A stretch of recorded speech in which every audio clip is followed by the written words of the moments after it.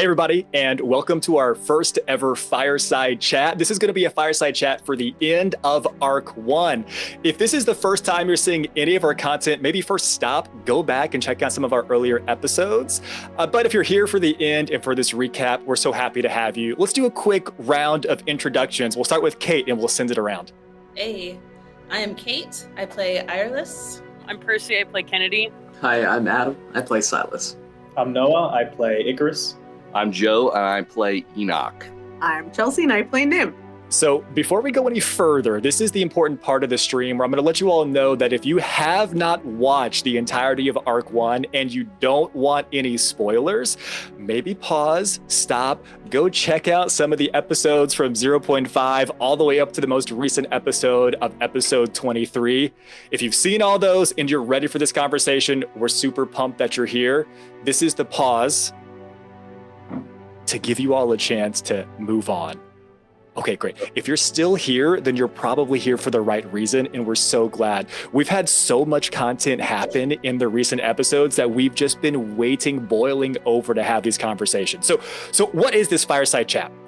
So we're not just talking about this idea of arcs in the sky. We are doing our show in periodical style. We're trying to come up with these arcs section by section, so that there are segments of episodes that allow you to jump in, whether you want to start at the very beginning with Arc 1, or maybe later down the road, you really just want to jump into Arc 2, Arc 3, and get your whole miniature story there.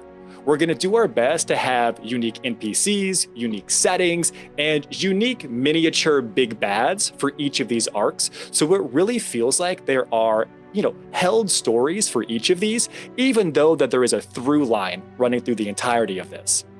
So we've had a pretty compelling narrative from the beginning of episode 1 all the way through 23. And while the main plot is going to continue on, it really feels like we've paused, we've ended something, something's concluded. So my job tonight, I'm going to take you all back. I want us all to get in the headspace all the way back to session 0.5, when your characters were first arriving to Port Haefene, right? Can you think about what that driving force was that was originally bringing you back to this city?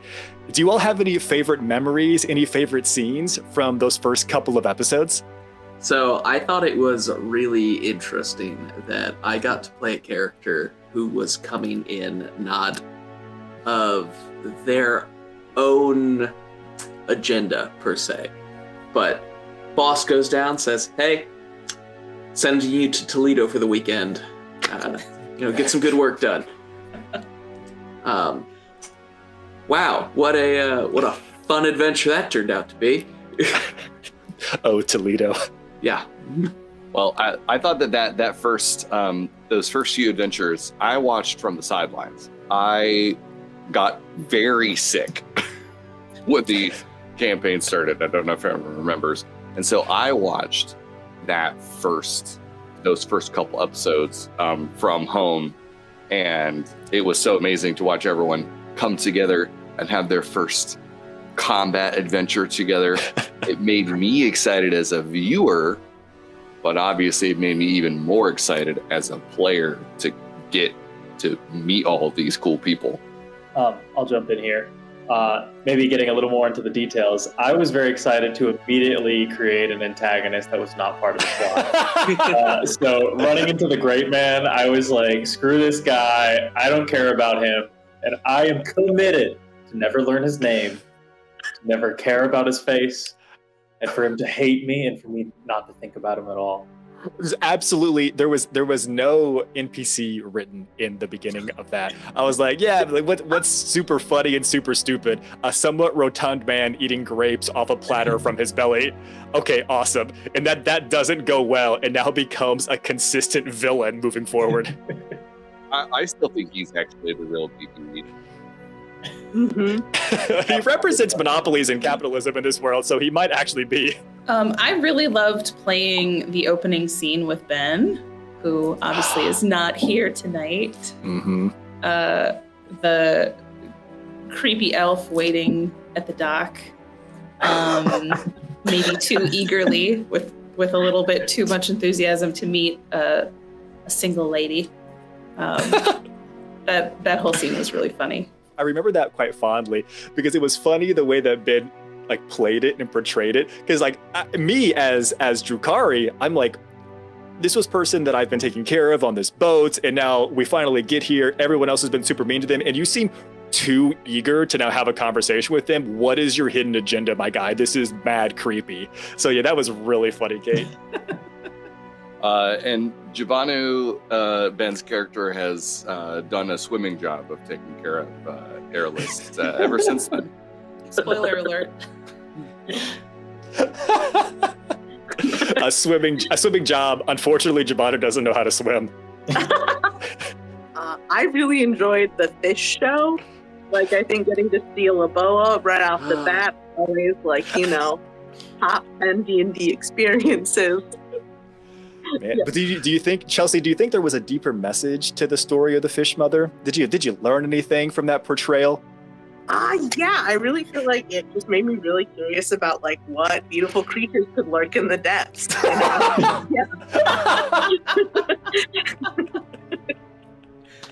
Perhaps some single mothers who are just, Oh my God. Actually the saddest thing about being on this screen is there's a chalkboard behind me that I liberally decorated with schemes and plans and also a very small MILF of the deep.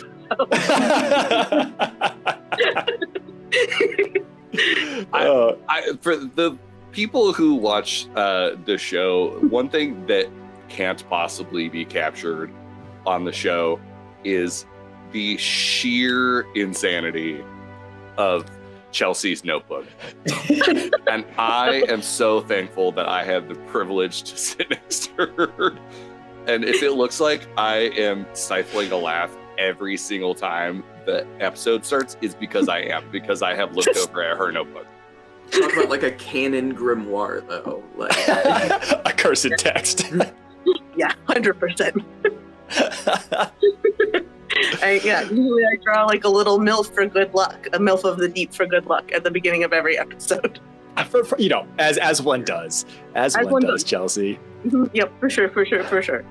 As is the custom, yeah. Okay, well, I want to direct you all now a little bit forward in the story. I want to take us to that first collective visit to South Point Keep, right? It's that first time that you're meeting with Desta. You have met Lady Ari, right? Lady Uranus Esters. You've brought Lady Ari with you to the keep. You're going in and you're meeting with the small council. You're really getting a multitude of these NPCs, but also, right? You're not just meeting people. You were getting all this additional information, at least above board, for all the other parts of the quest that Silas had as part of his contract and everything else that was actually going on in the city and what they requested help with, right? What they requested help from the Slayers Guild with, but you all happen to be tagged along. My question is this, right? How do you all feel like your original contracts, your original mission, right? The original quest objectives were handled or were resolved? And of course, if you want to talk about that small council meeting and all that stuff, but I'm really interested. Do you all think that you accomplished all those objectives, all those quests? How'd that go for you? I feel good about it. Hey, coming to the end of Arc 1, I really did some solid work to help with the plants and things. And so the true. fact that they had like a huge lack of agricultural yields. So you're welcome, Silas. Well, I do think people should go. I think it would be cool for people who are interested to go back and watch that episode. A part of it you planted, Roger, so many seeds there, pun intended, for the stuff that didn't really come to fruition until the last few episodes of this arc. And going back and seeing how those threads connect was really interesting for me, and I was there. I am very grateful for that scene there, because at that moment that let me discover kind of who Silas was. How I got to start in and I've got a job, and what that actually meant to not only how I portrayed the character, but the confinements of that character itself, Yeah. which I am excited to explore coming up as well. Because now you're done with your contract. I am no longer under contract, which I promise will be a bigger point. Yeah. You're a free agent. You're a free agent now. For Icarus in the kind of that part of the story, it introduced a big part that I and him are both interested in, which is the house politics. So there's kind of this Game of Thrones going on between the houses, between the different governing bodies. It's kind of been an uneasy, like, truce, I would say, and now tensions are really high.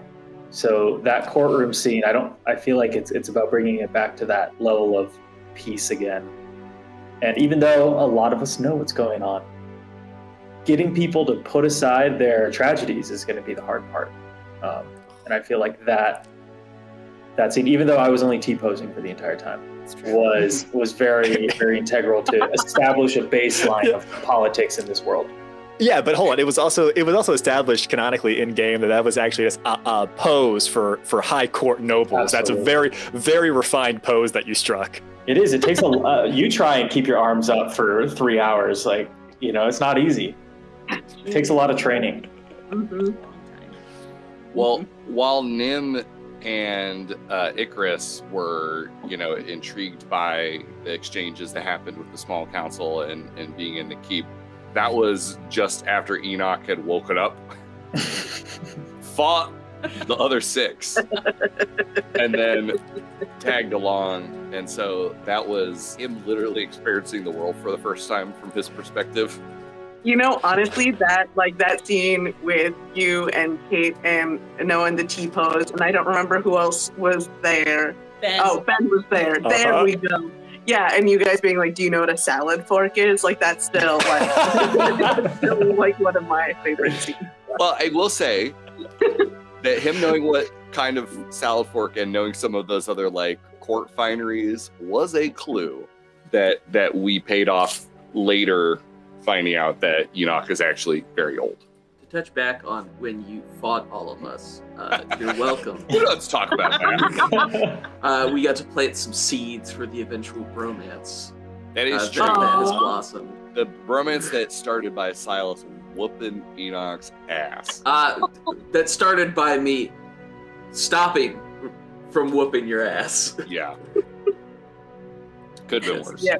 When Silas You were headbutted a full metal robot. I missed that attack, for the record. I was going for it. I missed almost every attack until episode 20. I'll take that trade. If Then you hit hard. If you go back and watch, I rolled absolute crap right up until the end. 20. That scene with Enoch where we found him was also the first murder of the party. Yeah. Let's talk We about have that. not yet seen the consequences of that. So I don't think we were a party at that time, and that person is not with us right now. You raise a very good point. Really good plausible deniability, if True, anything. we don't know him. We don't know her. Yeah. That guy, he's I will say, dangerous. hold on. I will say this, especially for something like this Fireside chat.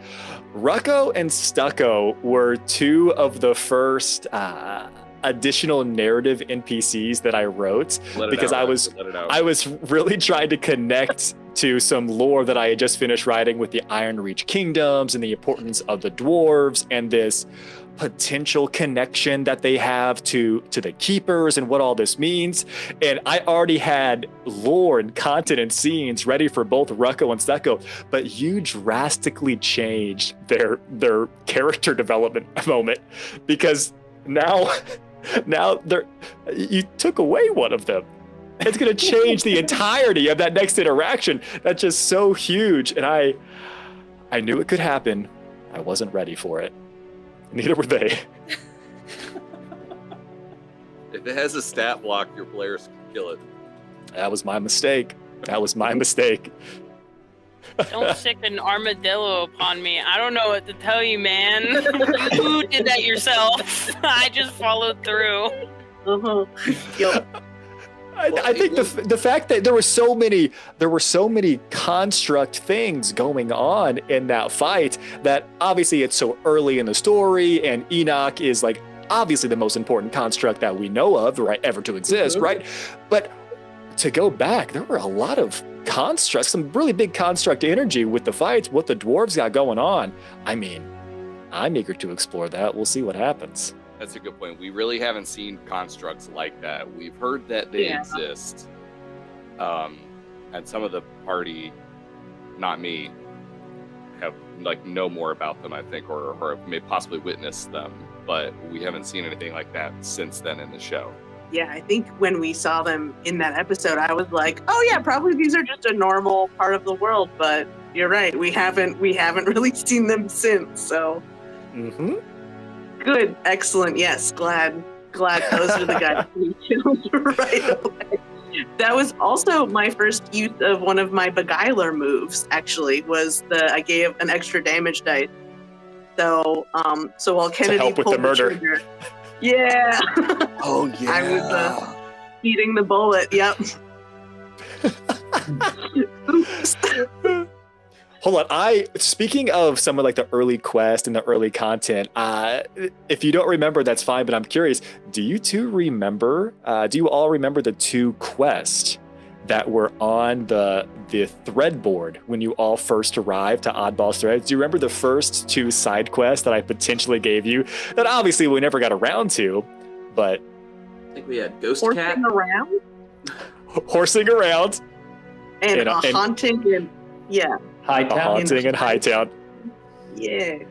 I wonder what happened. To those people. Probably Doppels. Dead. Yeah, honestly. Right, Doppels. Yeah. Really Doppels. Doppels the whole time. Doppels all the way down. Go ahead and Yeah. write that off. That was I will. Okay, well, I think we've got to go to something that's obviously a big ticket item as far as it goes for campaign moments. I want to talk about the series of events that were the warehouse, shenanigans, and of course, the lockets. I mean, I feel like there was so much happening in a very small bit of time, in such a small span of time. Do you all have any... I don't know, what are your takeaways? How did we feel about those big moments? Do we have some cool favorite scenes whenever we think about the locket, we think about the warehouse, and of course, everybody's local favorite family-friendly bar and grill shenanigans? As a player, I have trouble keeping my hands off of things. And also as a player, I instantly worried because I am new to this group of players. I wasn't around for the previous campaign. I was like, oh shit, I just derailed things majorly. Well, I'll say for me, it created one of my favorite episodes, which was Icarus and Kennedy bumbling around town with Kai, trying to figure out how to save our friend with a horror movie in our pocket on our Tamagotchi. So I had a lot of fun. I will say I have one regret from that arc, and that is how much of a shit I was towards Lucius. I don't think I ever had a one-on-one conversation with the guy. And that is something I regretted because there were some reveals in the warehouse arc that were really important to Icarus, and he never got to talk to him about it because, unfortunately for Lucius, he was just not a priority for him. So you all were too busy stealing. Yeah. Well, Do not let me in with them. we, as a collective, were too busy stealing from Lucius directly. I do think that showed how those 2 things. And by the way, I'm glad I wanted to point out that like that scene with Icarus and Kennedy was like, this is kind of like Roger described this as a grimdark campaign, and we're getting into like more of that as we left the city. But that scene is just pure comedy. And if you're looking for some laughs, go back and watch that. Yeah, it's so good. Both of you, your timing was like, I was like laughing at the table.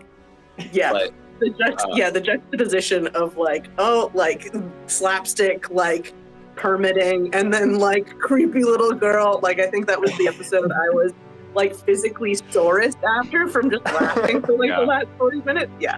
Mm-hmm. But Kate, you're taking Airless taking the locket was such an embodiment of her character being like the avatar of chaos that I thought it was great. I was happy you did it. Me too. We also started the trend of Icarus's alcoholism. Yeah. He's a friend. 9 scorpion bowls at once for him and his best buddy. I wanted to say, though, that the locket itself, though, was probably Icarus's lowest of the campaign. It was a big turning point because a big theme so far this campaign and this character has been agency. And that locket really showed that when you're in someone else's domain, you have none. And what does that mean for a character like him? And he's kind of useless. And he's been working his whole life to be like a weapon or at least useful. And so that was really hard for him. And it really pushed him and motivated him for the remainder of the arc. He was kind of like having fun up until then. And he let that go. Like he was like, nope, we got to get back onto the job. So it was a big development moment. Which I appreciated so much. So much. Well, Silas hold on. was just basically parenting a bunch of toddlers, like up until that point. And then I think like it was like when you get to the warehouse fight where we did not work together very well. The characters did not work together very well. There was a lot of like, you know, getting in each other's way and like kind of like blowing each other up and that kind of thing.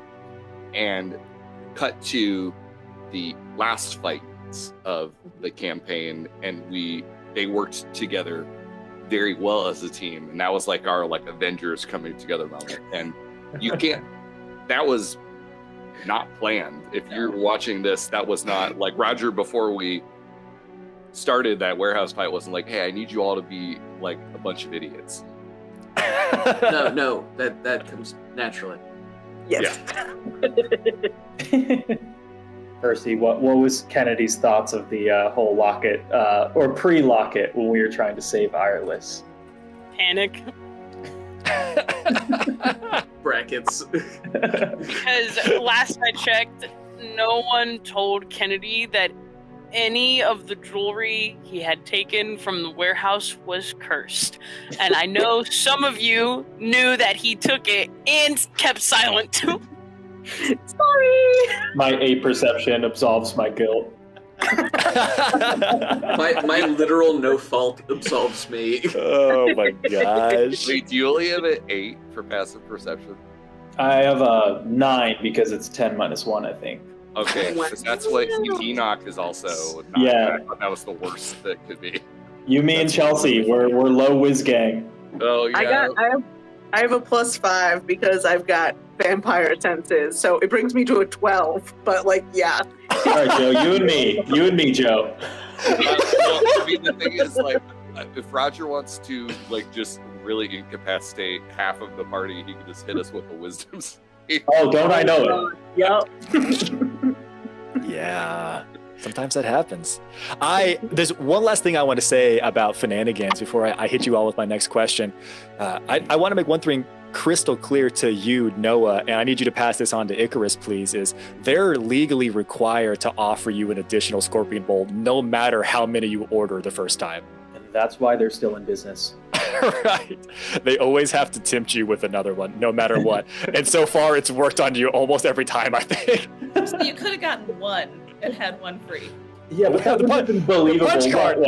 Remember that Alvin was there, wanted for assault of an Imperial officer, and we had to pass him off as a passed out drunk. And you're telling me he's a little lightweight that went out on one measly Scorpion Bolt meant for 3 people? Ridiculous. We could have just killed that guard because it was probably a doppelganger. Oh, snap. He cared too much about his job. I think he was real. The emotional roller coaster that Silas would have went on if you murdered a guard in the street and then they were a doppelganger, just like, we were right.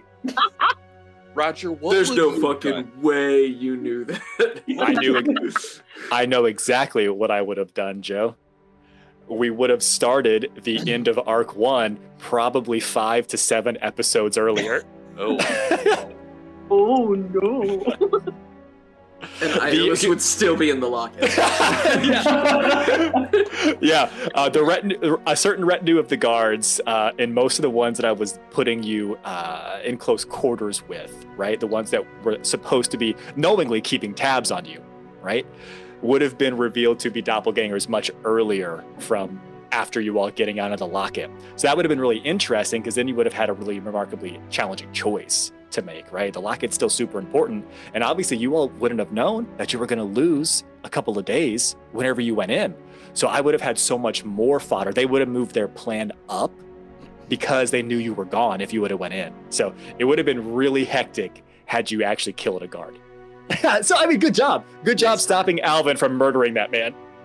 Yeah.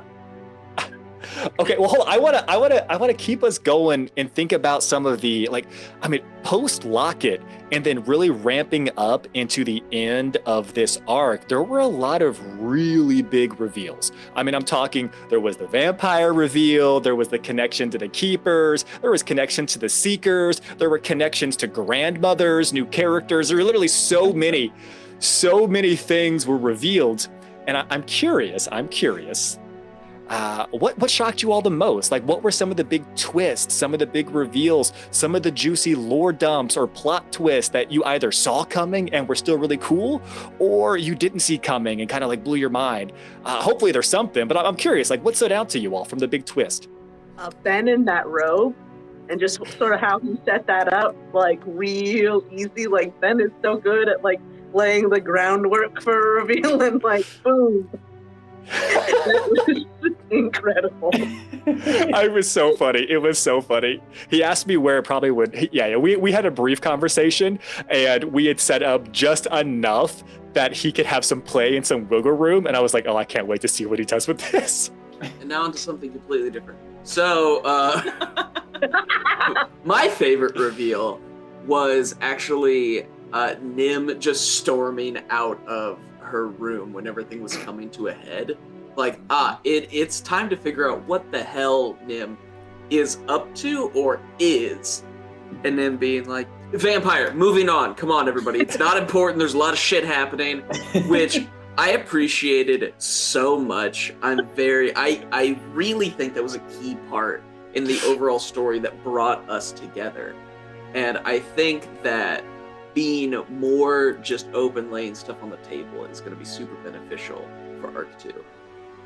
The scene where, I can't remember exactly who, so I apologize, but it was a small group of you that were kind of slinking down the hallway, quietly making your way to Nim's door, and Nim just throwing the door open. It is seared into my head as just the funniest shit ever. Because Nim's got heightened senses, knows all this is happening. It's, come on, let's get this over with. I loved that. That scene was so simultaneously terrifying and also hilarious. There was a real chance that some of us would get eaten by Nim. A non-zero chance for sure. Yeah.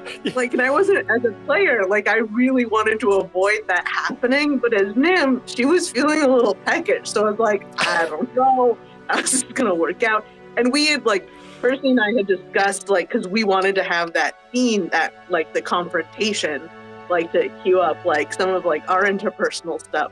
And I 100% forgot about all of the spying that was going to be going on. So, like, I was like, right, we're going to have, like, our little scene. It's going to be, like, this, like, we're going to, like, set up some of the tensions between him and Kennedy. And then I was like, oh, we're doing this now. Oh, my God, oh, my God, oh, my God.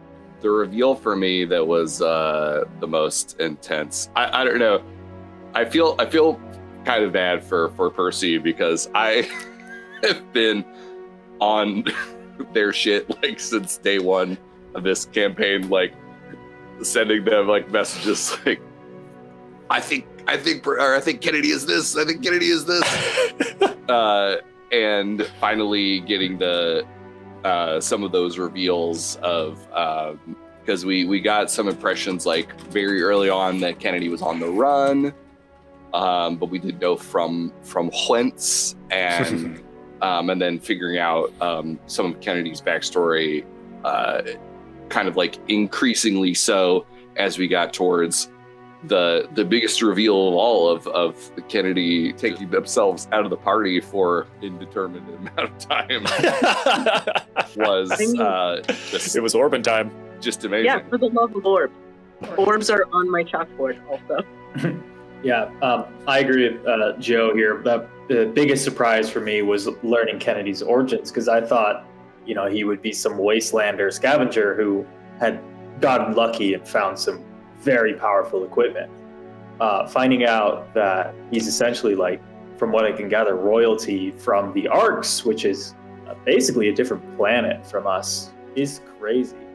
And I especially liked how he presented Kennedy as kind of this, like, oh, I'm just going to go to the fish show and I'm just going to hang out and have a swell old time. And meanwhile, noble house from another planet up in the sky.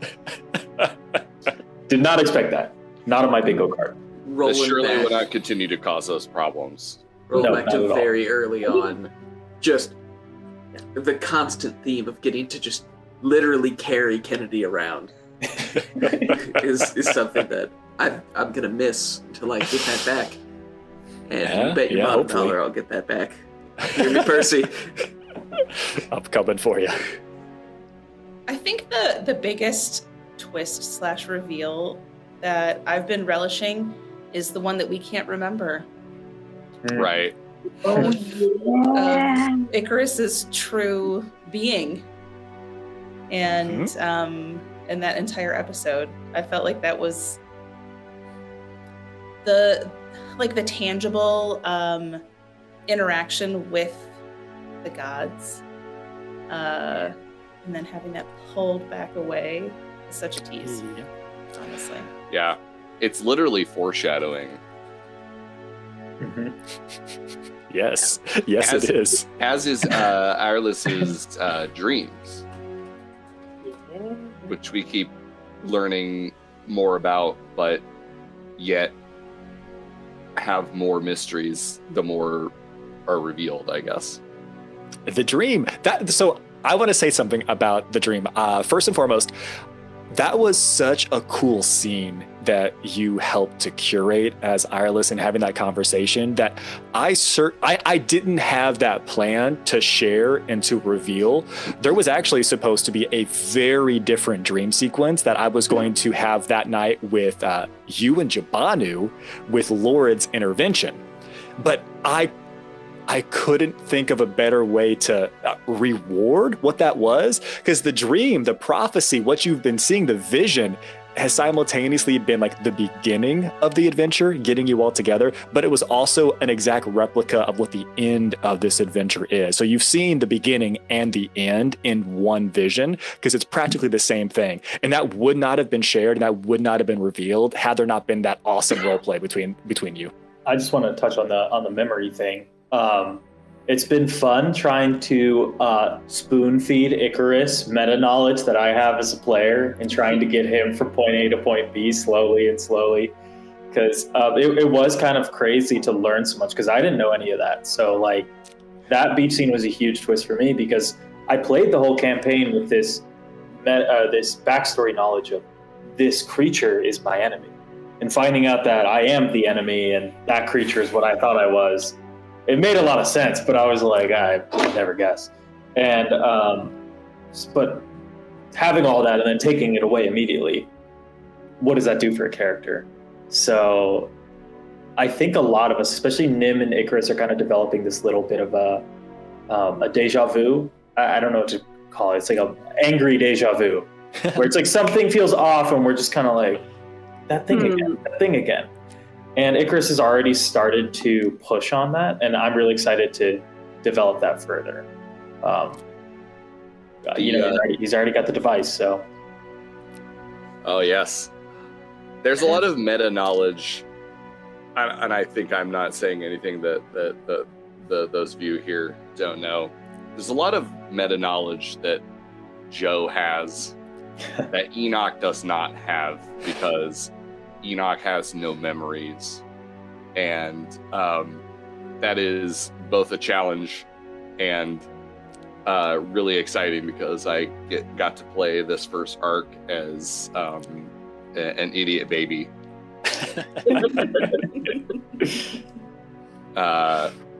And that's a lot of fun.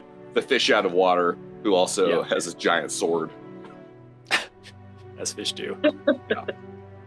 I'm very excited to crack open those memories that I have successfully sealed away in something that is a part of me, and Roger won't let me have. Yeah. It's true. That's true. I will say that you are the most mysterious, that Silas is the most mystery to me personally. And I have the fewest fan theories. I love running games with, like 6, 7, sometimes as many as 8 people, but it's also one of the hardest parts, right? Because you've got 7 really good players, and you want to make sure that you've got really extensive and thorough backstories. You also have to make sure that they're introduced in ways that feel appropriate, right? And so I hate this idea or this concept that like, okay, well, we haven't got to your content yet, but you never want to outshine somebody else's big reveal with like another reveal. So there's been a little bit of this like piecemeal dripping and dropping whenever unique things have come up. And there are some story beats that are just locked behind arcs and locked behind locations. Now I will say, I can say very little about this because I don't want to give away any of Adam's juicy content.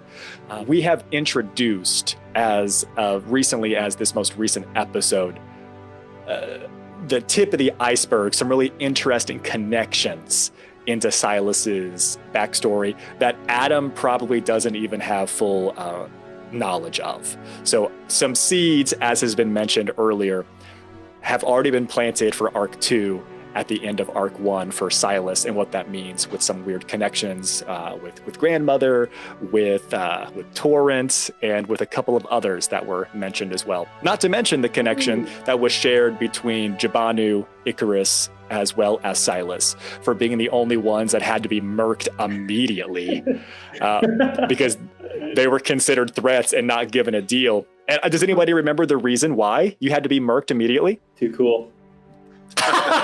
Yeah. Hold on. We got this pulled up here. I do. I put it in the chat. Yeah, you did. Alice. We were in Chad tier. They said It's going to be too dangerous for the ties to Aeloria, Kyloros, and Mirathar. Ooh. Something about something can't happen with those ties intact. They're the champions of those lands, I think. Ooh. Or they could be. Whatever that means. Yeah. Tune in. Tune I in. have no idea. The future. Viewer, I will let you know when I figure it out. Yeah. I think, speaking of things that are like a lot of foreshadowing and things like that, for people who are watching this, if you have not watched the Halloween one-shot, the Price of Progress, Yeah. I did not play in that, but I know that is very important for the lore of this campaign and will probably continue to be relevant, I imagine, as we move forward. That dip into the Mythcraft system was so cool. Yeah. And Roger, thank you for allowing me to take a legendary weapon. Thank you for letting me. Thank you for letting us kill you with it. And yeah, slide bit of it in the post. Thank you for letting me just look at the magic system and fundamentally misunderstand it and be like, you know, it would be really cool. I want to send all the pillars to the sky. I got to be a god for 5 seconds. But you all were gods. You all were gods in those days. So who am I to say no? Right? Right. Yeah. Better times back then. Remember purple? I do. I do. Purple. Threador keeps talking about purple. I want to talk about yes, the Halloween one shot is so integral to the story, but it's integral to the story for a number of reasons, and we won't get into all those. We go on theories and we could go down rabbit holes for so long, but the characters that you all made in that episode were so closely connected. You showed up, you were all best friends. You worked together perfectly. And it's kind of this opposite of how the beginning of this campaign started, right? Truly random individuals, strangers thrown in to what I would argue say is one of the most awkward and uncomfortable weeks for most of your lives, right? Like it was a strange week that you all experienced, right? Some of you have died, so maybe you've had worse weeks, but this one was pretty strange. But the end of this campaign, the end of this arc, we had some really central themes on balance, on connection, the importance of relationships and friendship and caring about it. That was a central theme as you all stepped into that final boss room for the second time. Now I'm curious how you all think that your characters grew. Right? If you compared character from session 0.5 to character at session 23, where do you think those growth areas were? Like, what changed? Was it for the better? Was it for the worse? Did you take your character in a very different direction? I want to hear your thoughts. I'll go first on this one because the internet gods are blessing me right now to where I heard that entire question without any interruptions. I want to say a surprise for me was Jabanu hooking up with Silas's grandma. I want to put that out there. Allegedly. Canonically. Okay, all right. Sure, Ben's not here, by the way. I think personally for me, for Kennedy that no growth, because it is all going to happen in Arc 2 with how it's set up to where I disappeared. I am gone, and realizing that for my character to grow better, I have to be separated from the party. You gotta go chill. You gotta go chill with the alleged enemy, right? Elpis Amberzine, your mortal enemy, is the one that you're gonna spend the most time with in this campaign. And you're gonna grow better because of it. She's still my enemy, okay? Start playing the arcane intro song. Yeah. You talked about growth. I think for Icarus, the big growth was he was grappling with this want and battle between his wants and his duties.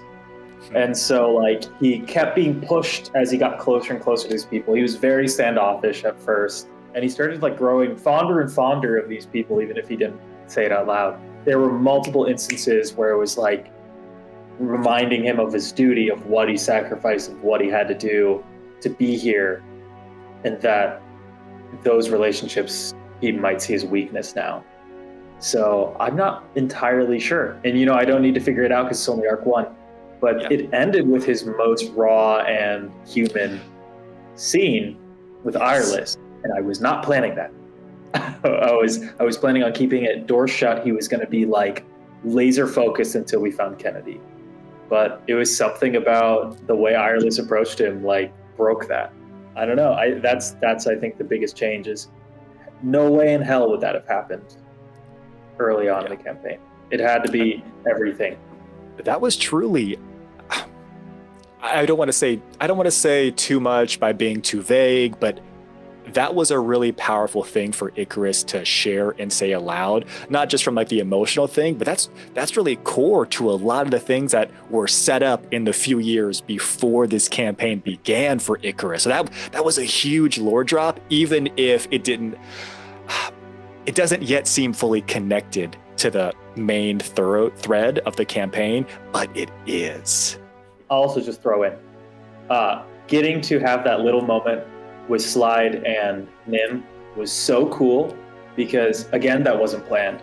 I had written in my notes one word to say her real name, and then leave.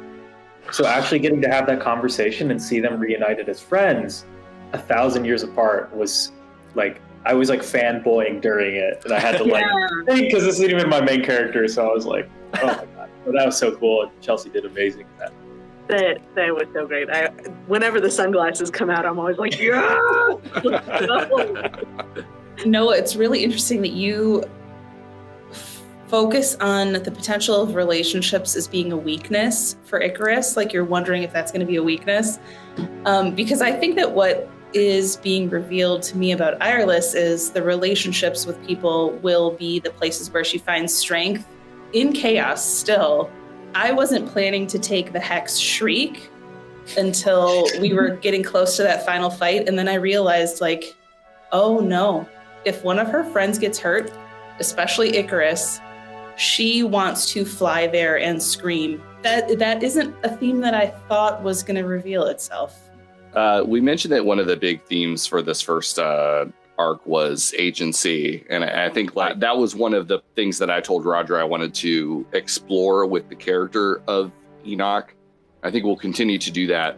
But in, about halfway through the first arc, there was that scene, which is still my personal favorite, with Nim issuing commands to Enoch, which I think in doing that both revealed that's when I realized what Nim was. And I think that's when some people realized maybe what Enoch was. And shortly after that, a few episodes later, I said a line to the effect of, well, I would rather be a servant than a weapon. Yeah. But especially in the last few fights and the epilogue, Enoch realized some of what he was capable of, and I think has realized that the way to help these people is to be a weapon, even if that is not what he wants to be. As I mentioned in several scenes, he is very afraid. But these are the only people, literally the only people that he knows. Yeah. I've thought about this a lot, actually, of how Silas has grown through this first arc. And I'm going to do a bunch of touchstones here. Right out the gate, Silas is here on a mission. He's taking things very seriously. He has a job to do. And it feels like nobody's on the same page. Nobody's trying to work towards that, but they're here and they've inserted themselves into his life, whether he wants them to be or not. And it's very disrespectful. And that's kind of the tension point of Silas as a character throughout this first arc, is its respect and like acknowledgement of each other. And there are so many points that are happening throughout the arc there that don't come to a head until that very last episode for him, where I literally took some time to think about it. We're starting very early on from episode 0.5, how Icarus actually does respect what Silas has asked. I say, don't say anything about this contract. It's very important. You met me 15 minutes ago, and you kept that until the small council meeting. We look at when Jabanu, Ben's not here, unfortunately, to talk about this, but Jabanu had a bit of an emotional break at Karnath's, and Silas backed off and encouraged everybody else to let him deal with it, because that's what he's used to. And then when the coin got flipped and nobody was there for me, I found out that's not what I actually want. When Nim comes out and just lays everything on the table so that we can get past our own personal shit and focus in, that's more important. And I think throughout Arc 1, if I were to put a bow on it, Silas is very used to being himself and is learning what it is to be human. I guess the real follow-up question then is, when does Silas take all of his shit that he's holding in and put it out there on the table to get raw? He doesn't. The growth continues in Arc 2. Yeah. No, I think we're actually going to dive into that. Accelerated because I just got a phone call that was fairly personal. But I was also told how I was going to die, so I can play a whole bunch more fast and loose and reckless, because like if I'm going to die like that, then nothing else could kill me. I guess I'll follow up that with the Silas's becoming human. I really feel like that Nim is on a similar journey. where I feel like that before she was just going to fish shows and sort of like, you know, when you beat a video game, but then you stay because you kind of enjoy the world and there's not like a lot else to do, so you're just sort of dicking around doing side quests. Like, I feel like that sort of was Nim's mentality. Like, well, nothing really matters, but so I might as well go see this fish show. Like, why not? Like, let's do it. Let's rob all these people, or like, let's see, like, you know, let's just like do it for the lulz. So I think that nothing had really like felt like it had consequence or like mattered for like a really long time. I think Kennedy was like her first sort of window into that. Like, is like, oh wow, it's nice to have like a person around, but that was like such an unequal power dynamic that I think was like set them up to fail in a lot of ways. And then, but sort of like, I think that the reintroduction to the group, being known for what she was and not having it met with fear, I think was a big turning point. And also I think having Silas sort of accept the mouse that she like gave him, like in sort of the vampire plot, like, oh yes, I brought you, yes, fun. I think that really like, I think that she felt like hope for the first time in a really long time, that there was the possibility of connection. And then I think sort of like moving through that and then like really like cinching it by seeing Slide and being like, oh, that like not only is she sort of waking up to what it means to be connected to the world around her, but her past is still living and breathing as well. Now, I want to recognize that we're coming up on the end of the time that we've allotted for this, and I've got one final question. If you don't have a response, that is completely fine, but I want to pose this to you all. As we wrap up Arc 1, there's been a substantial amount of lore that's been dropped, right? We've had some connections, some through lines that showed up very early that finally make sense during Arden's monologue and the speech that he ranted on and on and on about, and so much good information here.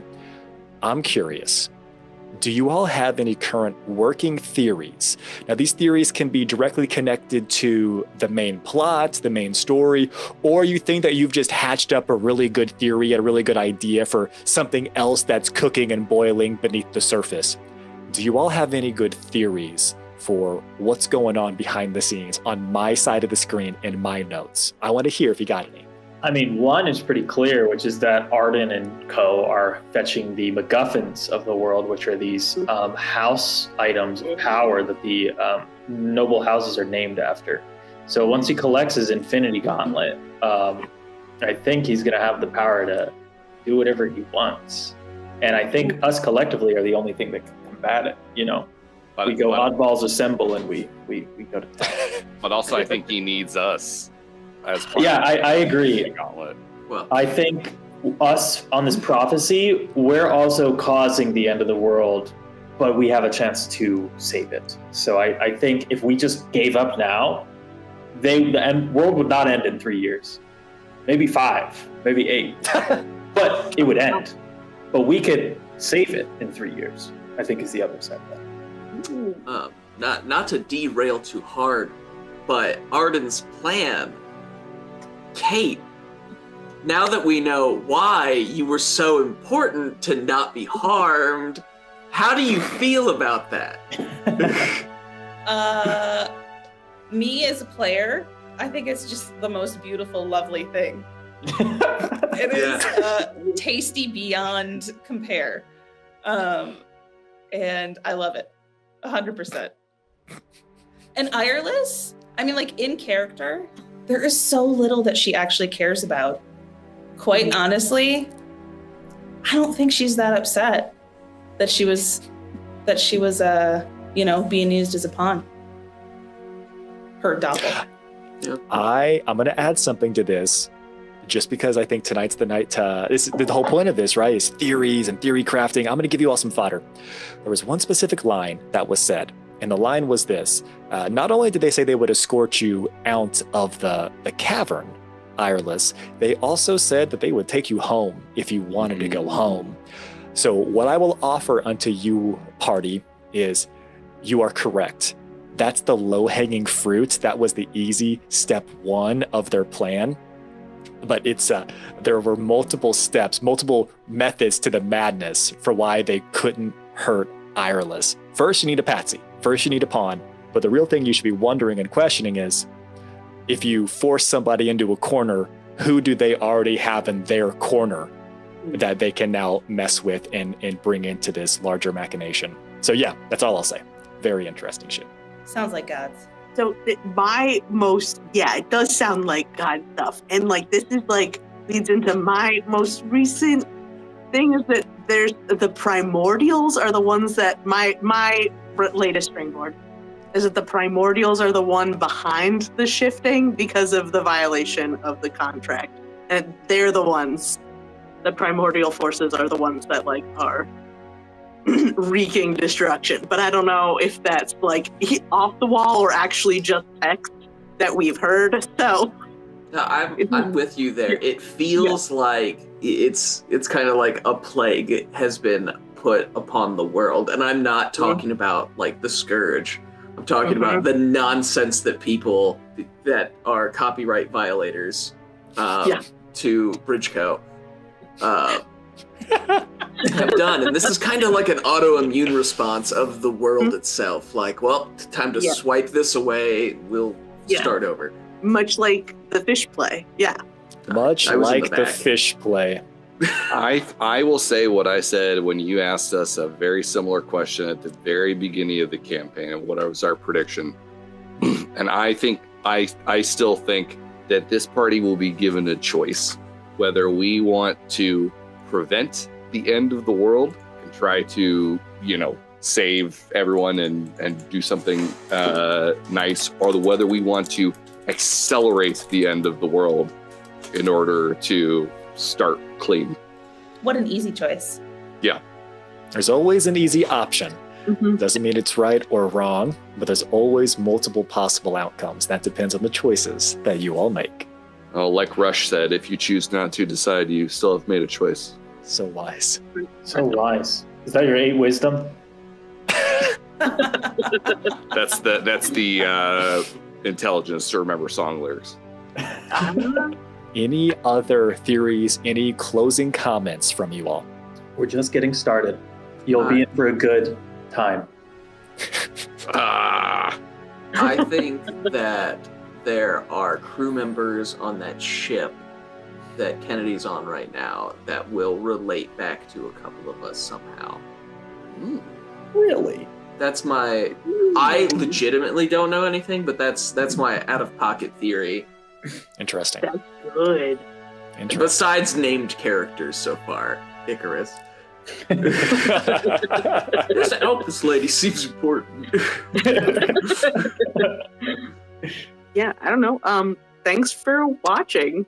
On the other side of the screen, like it's such a joy to play, and I'm so glad we get to share it. Yeah. Yeah. All right. So hearing all the theories that you all have, it seems like we've got some different directions that we could possibly take this.